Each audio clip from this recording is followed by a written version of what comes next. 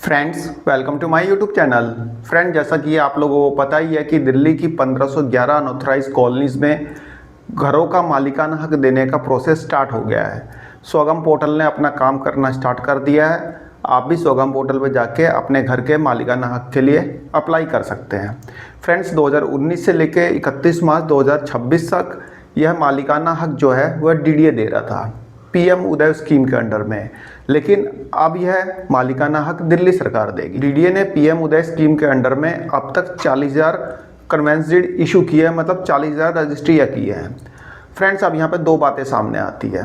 पहली बात कि जो पीएम उदय के अंडर में जो रजिस्ट्री दी गई थी, क्या वह वैलिड है या नहीं है, उन्हें क्या करना है। दूसरा, जिन्होंने अब तक पीएम उदय में मतलब अप्लाई नहीं किया है, उन्हें यहाँ पे रजिस्ट्रेशन कैसे करना है, उनको रजिस्ट्री कैसे मिलेगी। फ्रेंड्स, जिन लोगों को पीएम उदय स्कीम के अंडर में अपने घर का मालिकाना हक मिल गया है, यानी कि उन्हें कन्वेंस डीड मिल गई है, तो उसका कॉलोनी के रेगुलराइजेशन से कोई लेना देना नहीं है। पीएम उदय में आपको मालिकाना हक मिल गया, बिल्कुल ठीक है, कोई प्रॉब्लम नहीं है। लेकिन आपकी कॉलोनी रेगुलर है या नहीं, उसका रेगुलराइजेशन हुआ है या नहीं, यह पक्का नहीं है।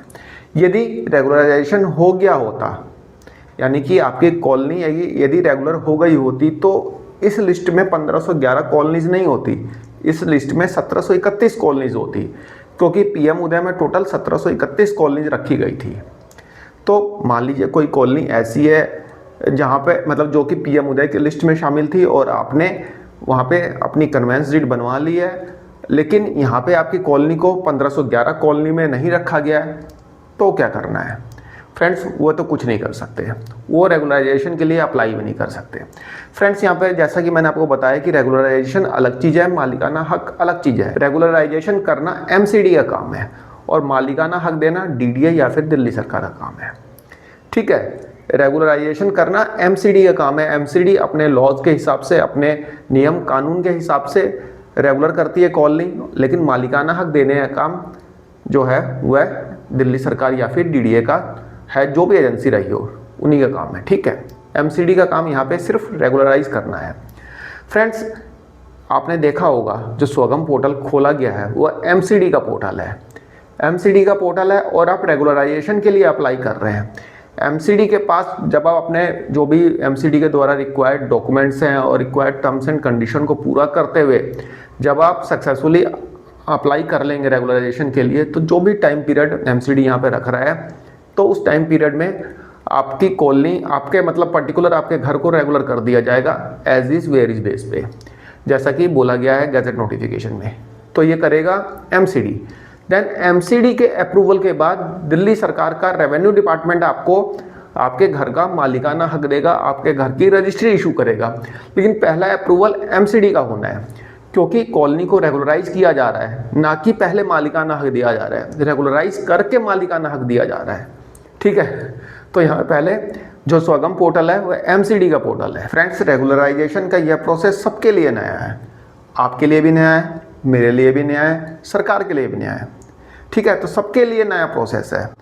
तो रेगुलराइजेशन के लिए जब आप अप्लाई करेंगे तो सबसे पहले आपको मतलब स्वगम पोर्टल पे रजिस्ट्रेशन कराना होगा। रजिस्ट्रेशन कराने के लिए आपके पास आधार कार्ड होना चाहिए, पैन कार्ड होना चाहिए, दोनों कंपलसरी है। इसके अलावा आपका ईमेल आईडी और मोबाइल नंबर होने चाहिए। आप रजिस्ट्रेशन करा लेंगे, सबसे पहले रजिस्ट्रेशन करा लिया। ठीक है, रजिस्ट्रेशन कराने का प्रोसेस अभी हम देख लेंगे इसी वीडियो में। तो रजिस्ट्रेशन कराने के बाद जब आप स्वगम पोर्टल में लॉगिन करेंगे, तो जब आप रेगुलराइजेशन के लिए अप्लाई करेंगे तो वहाँ पर आपको दो ऑप्शन दिखाई देंगे। मतलब रेगुलराइजेशन के लिए दो ऑप्शन दिखाई देंगे। पहला दिखाई देगा वह कॉलोनी जो कि पीएम उदय की लिस्ट में है, पीएम उदय वाले। दूसरा जो होगा वह नॉन पीएम उदय की लिस्ट वाले। तो चलिए फ्रेंड्स, एक बार फटाफट रजिस्ट्रेशन कर लेते हैं, देन उसके बाद हम समझते हैं आगे का प्रोसेस कि पीएम उदय लिस्ट से क्या मतलब है और नॉन पीएम उदय लिस्ट से क्या मतलब है। सारी चीज़ें हम यहाँ पे समझेंगे, प्रोसेस को समझने की कोशिश करेंगे। कोशिश करूँगा कि जितना ईजी से ईजी मेथड हो उतना आपको समझा सकूँ। और जैसा कि मैंने आपको बताया कि सबके लिए नई चीज़ है, तो मेरे लिए भी नई चीज़ है। कोई ऐसा नहीं है कि मैं कई सालों से यहाँ पर रेगुलराइजेशन करवा रहा हूँ, तो मेरे लिए भी नई चीज़ है। ठीक है, तो इन फ्यूचर गवर्नमेंट इसको और ज़्यादा प्रमोट करेगी। कई जगह कैंप्स लगेंगे, एमसीडी के जोनल ऑफिस में कैंप लगाए जाएंगे, जैसे कि पीएम उदय में लगाए जा रहे थे, तो कैंप वगैरह लगाए जाएंगे। कोई ऐसी दिक्कत वाली बात नहीं है और ज़्यादा जल्दबाजी करने की ज़रूरत नहीं है, क्योंकि ज़्यादा जल्दबाजी करेंगे तो दिक्कत आपको होनी है, गारंटी है, देख लेना।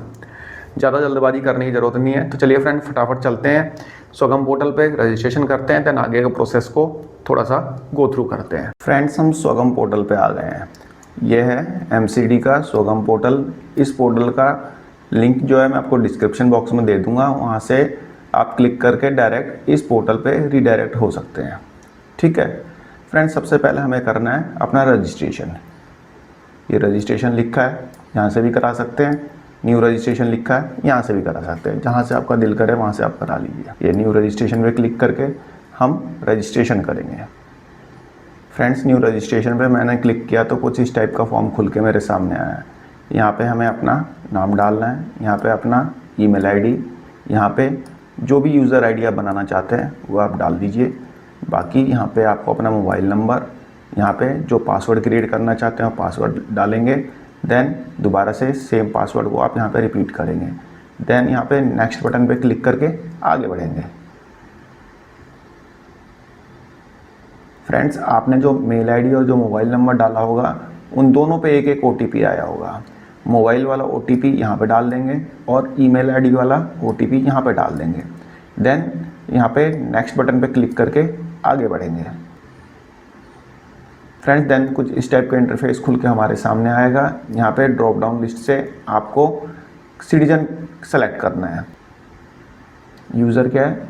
सिटीजन है, मतलब आम आदमी। देन इसको सबमिट कर देंगे। फ्रेंड्स, सबमिट करने के बाद आपका अकाउंट जो है ऑथेंटिकेट हो जाएगा, मतलब कि इन्होंने आपके ईमेल आईडी और आपके मोबाइल नंबर को ऑथेंटिकेट कर लिया है। उसके बाद इसे डिसमिस कर देंगे और डिसमिस करके आगे का प्रोसेस कंप्लीट करेंगे। फ्रेंड्स, आप देखेंगे यहाँ पे आपकी बेसिक इन्फॉर्मेशन आपको नज़र आएगी। आपका नाम, आपका लॉगिन आईडी, आपका ईमेल आईडी और आपका मोबाइल नंबर। देन यहाँ पे नेक्स्ट पे क्लिक करके आगे बढ़ेंगे।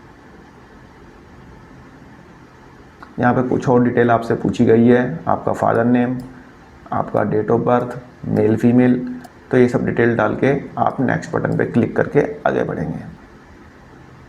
देन यहाँ पे आपसे आपका कम्युनिकेशन एड्रेस पूछा गया है, तो आप अपना एड्रेस पूरा डाल देना। यहाँ पे स्टेट सेलेक्ट करके, डिस्ट्रिक्ट सेलेक्ट करके, पिन कोड वगैरह डाल के कंप्लीट करके आगे बढ़ना। कम्युनिकेशन एड्रेस डालने के बाद नेक्स्ट बटन पे क्लिक करेंगे तो हमें परमानेंट एड्रेस भरने का ऑप्शन दिखाई देगा। वहाँ पे आप सेम मतलब एड्रेस डाल सकते हैं चाहे तो। ठीक है, अभी देख लेते हैं हम। सेम एड्रेस डाल के इसको नेक्स्ट कर देंगे। देन यहाँ पे आपको डॉक्यूमेंट्स अपलोड करने का सेक्शन दिखाई देगा। यहाँ पे आपको अपना आधार कार्ड अपलोड करना होगा, पैन कार्ड अपलोड करना होगा, राशन कार्ड और इलेक्शन आईडी जो है ऑप्शनल है, क्योंकि यहाँ पे रेड ये स्टार मार्क नहीं है, इस पे है तो ये कंपलसरी है। ठीक है, यहाँ से ब्राउज़ करके आप अपना आधार कार्ड अपलोड करेंगे और यहाँ पे एक आई बटन है। अपलोड होने के बाद इस पर क्लिक करके बाद देख लेंगे कि हाँ भाई हमारा ठीक से अपलोड हो गया या नहीं हुआ। ठीक है, पैन कार्ड के केस में भी ऐसे ही करेंगे। आइए फटाफट करते हैं इसको अपलोड। तो पैन और आधार अपलोड करने के बाद इसको हम सबमिट कर देंगे।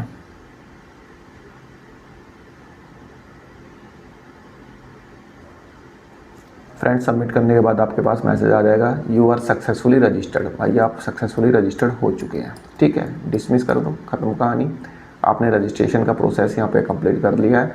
अब हम लॉगिन करेंगे। फ्रेंड्स, लॉगिन करने के यहाँ पे दो तरीके हैं। पहला तो यूज़र आईडी यहाँ पे क्लिक करके अपना पासवर्ड डाल के लॉगिन कर लेंगे। दूसरा ईमेल आईडी और मोबाइल लिखा है ना, तो यहाँ पे अपना मोबाइल नंबर या ईमेल आईडी लिख लेना कुछ भी। गेट ओटीपी पे क्लिक करना, ओटीपी आ जाएगा आपके पास, ओटीपी डाल देना, कैप्चा कोड डाल के यहाँ पे लॉगिन कर लेना। फ्रेंड्स, स्वगम पोर्टल में जब आप अपना यूज़र नेम और पासवर्ड डाल के लॉगिन करेंगे तो कुछ इस टाइप का इंटरफेस खुल के आपके सामने आएगा। फ्रेंड्स, यहाँ पे क्लिक करेंगे। ठीक है, यहाँ पे रिक्वेस्ट में जाएंगे तो कुछ इस टाइप का इंटरफेस आ जाएगा। ठीक है, यहाँ पे ऑनलाइन बिल्डिंग सिस्टम पे क्लिक करेंगे। अब देखेंगे यहाँ पर रेगुलराइजेशन लिखा आ रहा है और यहाँ पर दो ऑप्शन दिख रहे हैं। इस पर क्लिक किया, पहला आ रहा है apply for regularization under PM Uday scheme. भाई जब पीएम उदय स्कीम बंद हो चुकी है तो यहाँ पे रेगुलराइजेशन का क्या लिखा आ रहा है। फ्रेंड्स, जिन लोगों ने पीएम उदय में कन्वेंस डीड प्राप्त की है, कन्वेंस डीड के लिए अप्लाई किया था, वे लोग इस पर क्लिक करेंगे। ठीक है, इस पर क्लिक करके रेगुलराइजेशन के लिए यहाँ पे रिक्वेस्ट डालेंगे। ठीक है, जिन्होंने पीएम उदय में कन्वेंस डीड ले ली है, ये उनके लिए। दूसरा है apply for regularization non PM Uday area. तो ठीक है भाई, हमने तो लेनी है, या फिर सिर्फ 40,000 लोगों ने ही पीएम उदय में कन्वेंस डीड ली है, बाकी के लाखों लोग तो ऐसे हैं जो कि मतलब पीएम उदय में शामिल नहीं है, तो वे यहाँ पे क्लिक करके इसको रेगुलराइजेशन के लिए अप्लाई करेंगे। ये लीजिए, मैंने क्लिक कर दिया। कुछ इस टाइप का इंटरफेस खुल के सामने आएगा, रेगुलराइजेशन रेजिडेंशियल प्लॉटेड डेवलपमेंट। ठीक है, नेक्स्ट पे क्लिक कर देंगे। अब यहाँ पे आपको अपनी कॉलोनी का नाम सर्च करना है ड्रॉप डाउन लिस्ट से। ठीक है, जैसे ही कॉलोनी का नाम सर्च कर मतलब यहाँ पे आप सिलेक्ट करेंगे, अपना भी जोन लिखा आ जाएगा। जैसे रेंडमली मैं ये लीजिए, ये देखिए अपना पे आ गया ना लिखा हुआ, वार्ड आ जाएगा, डिस्ट्रिक्ट आ जाएगा। यहाँ पे यूपीआईसी नंबर आपकी मर्जी है, यदि आपके पास है तो लिख लीजिए, नहीं है तो नहीं मत लिखिए। यूपीआईसी मतलब यूनिक प्रॉपर्टी आइडेंटिफिकेशन कोड, जो कि मतलब जो हाउस टैक्स भरते हैं उनके पास होगा, अदरवाइज यहाँ पे ज़रूरत नहीं है। हाउस टैक्स कैटेगरी मतलब कि आपकी कौन सी कैटेगरी में आती है, ABCDEFG, तो MCD की वेबसाइट पे जाके आप चेक कर लेना। देखिए यहाँ पे गूगल में सर्च कर लेंगे कॉलोनी कैटेगरी लिस्ट इन दिल्ली। ठीक है, यहाँ पे मैप कॉलोनी लिस्ट आ जाएगा। यहाँ पे देख लीजिए सारी कॉलोनी का ये दिया हुआ है। रेंडमली आप कोई भी देख सकते हैं। यहाँ पे कंट्रोल F मार के आप कॉलोनी का नाम सर्च कर लीजिए। सपोज दैट मैं बुद्ध विहार कर लेता हूँ, बुद्ध विहार। ये देखिए बुद्ध विहार जो है G कैटेगरी में आते हैं, तो G कैटेगरी को चूज़ कर लेंगे। ठीक है, आप उसी में से मतलब सर्च कर लेना। ठीक है, G कैटेगरी चूज़ कर लिया। यहाँ पे प्लॉट नंबर मतलब कि आपका एड्रेस क्या है पूरा कंप्लीट ये लिखना है। उसके बाद आपका प्लॉट का एरिया कितना है स्क्वायर मीटर में डालना है, बिल्टअप एरिया कितना है तो ये भी स्क्वायर मीटर में ही डालना है। ठीक है, तो ये सारी चीज़ें आप यहाँ पे भरेंगे। सारी डिटेल भरने के बाद यहाँ पे आप देखेंगे does the property falls on notified road, इसको नो कर दो। यहाँ पे अब आपको जियोग्राफिक कोऑर्डिनेट्स डालने होंगे। अब ये कैसे डालना है भाई, यहाँ पे एक दिक्कत आ रही है। अभी ओपन मैप कर दिया। ठीक है, ये लीजिए। अब यहाँ पे आपको अपनी कॉलोनी का नाम सर्च करना है। ठीक है, और वहाँ पे ड्राइंग बनानी है। ड्राइंग कैसे करेंगे ये मैं आपको दिखा, रैंडमली मैं एक चूज़ करके दिखा देता हूँ। सपोज यहाँ पे ओपन मैप पे क्लिक करेंगे और यहाँ पे अपनी कॉलोनी को चूज़ करेंगे, सर्च करेंगे पहले तो, उसके बाद आपको अपनी कॉलोनी को ऐसे घेर देना है। ठीक है, स्टार्ट ड्राइंग पे क्लिक करके ऐसे घेर देना है। ठीक है, जैसे कि आपकी कॉलोनी मान लीजिए यही है, तो 5 जगह क्लिक करेंगे, 1 2 3 4 5, मतलब 5 पॉइंट आएंगे ना, 5 जगह आपको क्लिक करना है, 1 2 ऐसे लाइन खिंचती चली जाएगी। ठीक है, उसके बाद कंफर्म करके आगे बढ़ना है। ठीक है, तो यहाँ पे थोड़ी सी प्रॉब्लम ये आ रही है कि ये कंफर्म नहीं हो पा रहा है। ठीक है, अभी थोड़ा सा यहाँ पे प्रॉब्लम आ रही है, देखते हैं। मैं दोपहर में चेक किया था तो नहीं हो रहा था, अभी एक बार देखता हूँ। ये एरिया सेलेक्ट करना है तो यहाँ पे स्टार्ट ड्राइंग पे मैं क्लिक करूँगा और यहाँ पे एक जगह क्लिक किया, दूसरी जगह क्लिक किया। ठीक है, एग्जैक्ट तो आपको पता नहीं चलेगा, मतलब ये आइडिया लग जाएगा कि हाँ भाई इतनी दूर में मेरी कॉलोनी है। 3 जगह हुआ ना, ये घेर लिया। टोटल 5 करने हैं, 4 5 इतनी दूर में कॉलोनी है। ठीक, अब इसको कंफर्म करना है। अब ये कंफर्म नहीं हो रहा, ये देखिए कंफर्म करके देखो, कंफर्म हो ही नहीं रहा है। अभी एक प्रॉब्लम आ रही है यहाँ पे, चलिए देखते हैं ये भी ठीक हो जाएगा। ठीक है, अब जियो कोऑर्डिनेट्स यहाँ पे यदि आप मैनुअली फिल करते हैं तो मैनुअली भी फिल नहीं करने दे रहा, तो आपको मैप से ही सेलेक्ट करना है। ठीक है, तो मैप से सेलेक्ट हो नहीं रहा है। जैसे मैं ये हो गया, यहाँ पे कंफर्म करना चाह रहा हूँ, कंफर्म नहीं हो रहा है। ठीक है, तो इसको अभी दिक्कत आ रही है तो बाद में देखेंगे इसको। देन यहाँ पे नेक्स्ट पे क्लिक करके आगे बढ़ेंगे, तो ये आगे बढ़ने नहीं देगा क्योंकि यहाँ पे जियो कोऑर्डिनेट सेलेक्ट नहीं है। अब यहाँ पे कैसे सेलेक्ट किया जाए जियो कोऑर्डिनेट, ये हो ही नहीं रहा है यहाँ पे, तो एक यहाँ पे दिक्कत आ रही है मुझे यहाँ पे। ठीक है, उसके बाद आता है ऑनर्स डिटेल। ठीक है, मालिक का नाम वगैरह यहाँ पे आपको डालना पड़ेगा। ठीक है, देन यहाँ पे प्रोफेशनल डिटेल्स। अब प्रोफेशनल डिटेल्स में क्या पूछेगा ये भी हम देख लेंगे। ये जियो कोऑर्डिनेट ही नहीं हो पा रहा है, देख रहे हैं आप, तो ये एक दिक्कत यहाँ पे आ रही है, ये एसओपी दी गई है मतलब इसके लिए कि आप कैसे कैसे क्या क्या भरेंगे। तो एक बार ये देख लेते हैं कि यहाँ पे प्रोफेशनल डिटेल में जो आपके पास कॉलम, ये प्रोफेशनल डिटेल्स में जो आपके पास पॉइंट्स खुल के आएंगे, आप देखिए यहाँ पे, ये देखिए यहाँ पे आपको चूज़ करना है सुपरवाइज़र, आर्किटेक्चर, मतलब जिससे भी आप स्ट्रक्चरल ऑडिट कराएंगे कि मतलब कि एक सर्टिफिकेट बनवाना होता है बेसिकली, ठीक है। वह यहाँ पे दिया हुआ है क्या क्या चीज़ बनवाना है, सर्टिफिकेट का यहाँ पे फॉर्मेट वगैरह भी दिया हुआ है। तो सारी चीज़ें आपको स्वगम पोर्टल पे मिल जाएगी, नहीं तो मैं आपको डिस्क्रिप्शन बॉक्स में भी दे दूँगा, देख लेना, ठीक है ना। ये एसओपी भी देख लेना। तो ये सब चीज़ें भर के आप यहाँ पे नेक्स्ट पे क्लिक करेंगे तो कॉमन एप्लीकेशन फॉर्म खुल के आएगा। अभी जीआईएस वाला जो मतलब जियो कोऑर्डिनेट वाला जो है अभी खुल जाता तो मैं वो भी आपको बता देता, बट खुल नहीं रहा। हो सकता है कल तक परसों तक खुले। अभी तो एरर यहाँ पे आ रहा है, कल तो रजिस्ट्रेशन ही नहीं हो पाए थे 24 तारीख को, तो 24 तारीख को तो एरर ही आ रहा था, लोग रजिस्ट्रेशन भी नहीं कर पा रहे थे। तो उसके बाद कॉमन एप्लीकेशन फॉर्म खुल के आएगा, उसमें आपको कॉमन एप्लीकेशन फॉर्म व्यू करेंगे, व्यू करके आप उसको देखिए इस टाइप का खुलेगा कॉमन एप्लीकेशन फॉर्म, ठीक है। इसमें बेसिकली इसको आपको व्यू करना है, ठीक है। व्यू करने के बाद नेक्स्ट पे क्लिक करके आगे बढ़ेंगे तो यहाँ पे आपके पास आएगा ऑनर डिटेल्स, ऑनर की डिटेल्स भरनी होगी, ठीक है। यदि आपकी प्रॉपर्टी जॉइंट नेम पे है तो यहाँ पे ऐड करके आप दोनों लोगों के नाम भर सकते हैं, ठीक है। अब देख रहे हैं ना ऑनर डिटेल, ठीक है। यहाँ प्रोफेशनल डिटेल्स जो है नीचे आ रही है, ऑनर डिटेल पहले आ रहा है, ठीक है। लेकिन ये एसओपी में थोड़ा सा गलत दिखा रखा है, कोई नहीं, ये तो आइडिया लग ही जा रहा है ना कि क्या क्या भरना है, ठीक है। जो आप ऑनर डिटेल वगैरह भरेंगे तो वहाँ पे आपकी फ़ोटोग्राफ भी अपलोड होगी, यहाँ पे आपका आईडी प्रूफ भी अपलोड होगा, आपका मोबाइल नंबर, आपका एड्रेस वगैरह सब लगेगा यहाँ पे, ठीक है। देन उसके बाद यहाँ पे नेक्स्ट पे क्लिक करके आगे बढ़ेंगे तो उसके बाद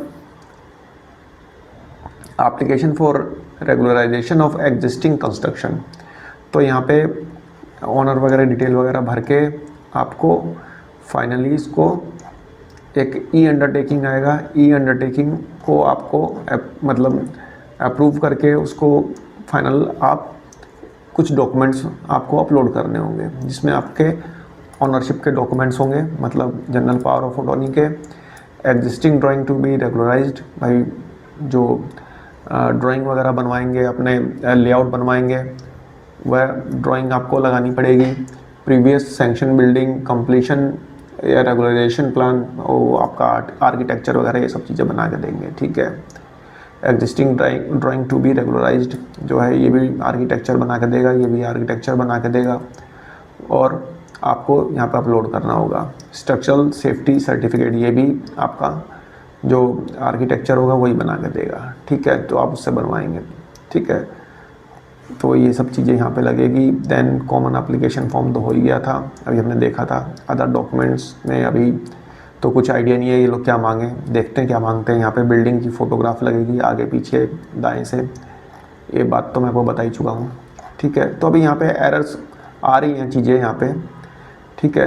बाकी यहाँ पे सब कुछ करके इसको फाइनल सबमिट कर देंगे तो एक रजिस्ट्रेशन नंबर आपका क्रिएट हो जाएगा, ठीक है। देन यहाँ पे एक अमाउंट आपको पे करना होगा जो कि आपका रेगुलराइजेशन के लिए फ़ीस होगी।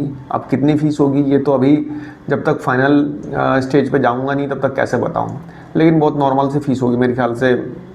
देखिए मैं पक्का नहीं बता सकता, बट 100 रुपये के अंडर में ही होगी, ठीक है। मैं पक्का नहीं कह सकता यहाँ पे, ठीक है, क्योंकि जब तक ये पोर्टल ही आगे नहीं बढ़ने दे रहा है यहाँ पे।